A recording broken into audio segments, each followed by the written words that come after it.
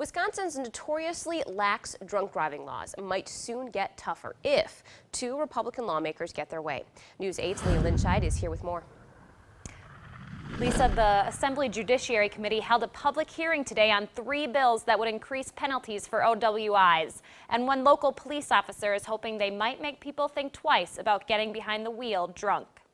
I mean, there's the drinking culture almost in any state that you go to. After 20 years of policing in Missouri and 5 in Unalaska, Jeff Trotnick has seen his share of drunken driving cases in both states. There's people who drink and drive here just like there's people that drink and drive in Missouri. So what's the biggest difference between Trotnick's home state and Wisconsin, which nears the top of the list when it comes to drunk driving? There's just different levels of enforcement that some states allow. Legislators at the state's capital are trying to up that enforcement today. They held a public hearing on 3 bills that target drunk drivers.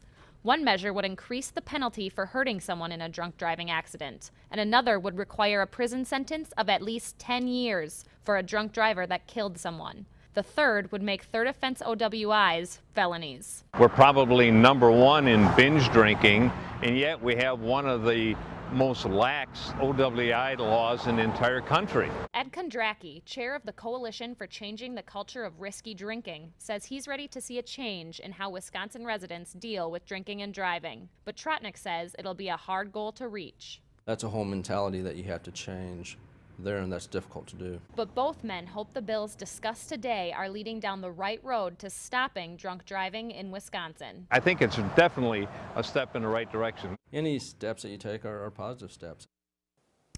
Representative Jim Ott and Senator Alberta Darling brought the bills to the Judiciary Committee for the public hearing, but the committee isn't expected to take action on them just yet. Thank you, Leah. Under current Wisconsin law, an OWI doesn't become a felony until the 4th offense.